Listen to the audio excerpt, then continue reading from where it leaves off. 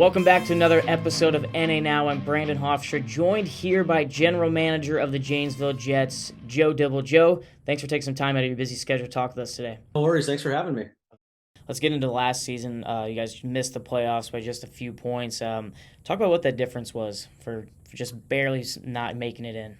I would tell you honestly, I would say at the beginning of the year, we started off rough, right? I believe we started 3-12, so we had a big hole to dig out of, and that's partially, I would tell you it's something that I probably should have changed earlier on in regards to finding a couple older veteran players with as young as we were. I believe we were the youngest team in the league, which we are pretty much every year, one of the youngest. So I would tell you it's, I mean, man, give us another weekend, right? And there's a good chance we're in the playoffs the way our coaches had that team going. So I would just say it's the start we had with the youth and dug ourselves a hole that it took a little while to get out, but we definitely dug ourselves out, finished what I think 9-10 games above 500.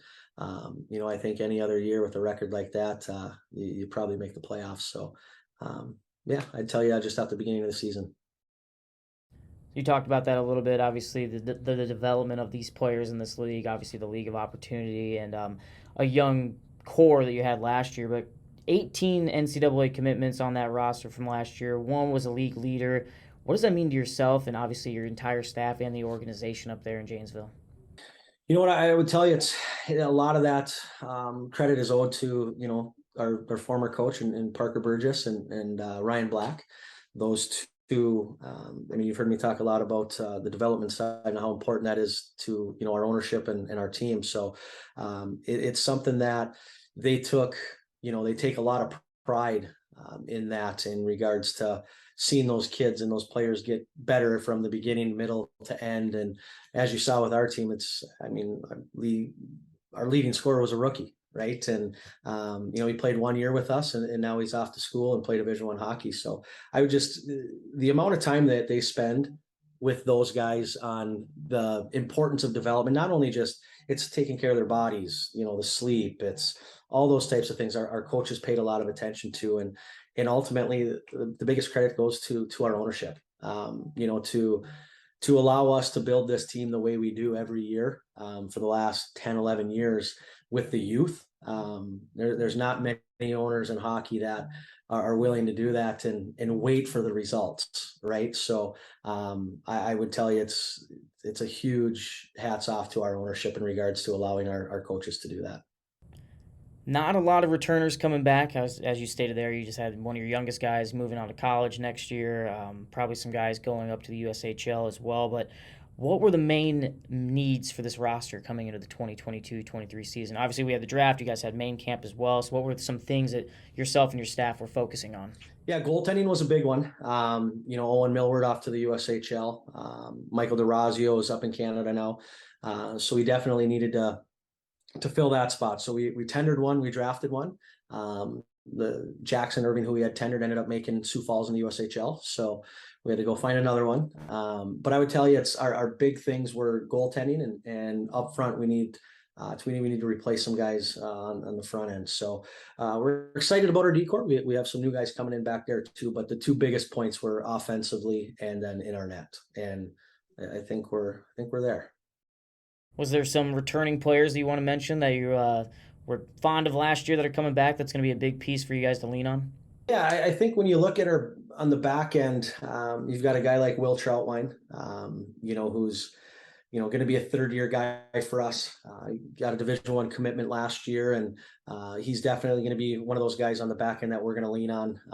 You have guys like up front, Joseph Kramer coming back. He's going to be a big guy that we have to lean on. Up front, Matt Karoluk, Jimmy Doyle. These are all guys that, fortunately for the new guys coming in that had that year with Coach Burgess, some had 2 years with Coach Burgess, right? So Coach did an amazing job building a culture here and getting these players to play the right way and focus on their habits and on what it takes to develop and get to that next level. So we're fortunate that we have a few of those big guys that can carry that over into the season this year with our new guys coming in. You guys were at the Robertson Cup back in 2017. You were on the bench then. Talk about what it's going to take to get back to the Robertson Cup this upcoming year. I think the biggest thing is it's a team effort that you can't look too far ahead of day one. It's something where you obviously have to set goals and whatnot for your team, but I think it's important to get to that point to get your team to understand and trust one another, um, to make sure they're giving each other everything they can every day. Every practice, every gym session. I look back to those years in 2017, like we had a team that was committed to one another from day one. And we didn't talk about, I mean, if it was Tuesday, we didn't talk about Wednesday. It was how are we going to get better, today, and how are we going to be able to walk in the locker room and look each other in the face and feel confident enough to say I gave you 110% today, right? There's no teams that have ever won this with one line or two guys scoring or one goalie. It's a process, and it's not a sprint by any means. As you see in junior hockey, it's a 60-game schedule, and the standings change quite a bit throughout the season. So I think it's very important to understand it's whether you win or lose, you have to turn the page and start over the next day. But I think trusting one another, trusting the process, and not getting too far ahead of yourselves, and just staying humble and coming to the rink every day and being ready to go. Definitely. Any outlooks or expectations that you have for your team coming up this season? You know what, the expectations for me right now for this club is the same as always. It's watching our players get better every day. That's number one. The development that these guys are getting in Janesville is the most important part for me. I would tell you that making the playoffs, right? We missed them last year. I think we've only done it a couple times in our organization's history. I happen to be on the bench one of those years. So it's making the playoffs, and then obviously we want to make a run at the Robertson Cup. But I would tell you our goals right now are just to get better every day, and be competitive and enjoy coming to the rink every day. Well, Joe, season starts here in a few weeks, and we wish you guys nothing but the best of luck, especially in your search as well for a new bench boss over there in Janesville. I really appreciate your time. Thank you again.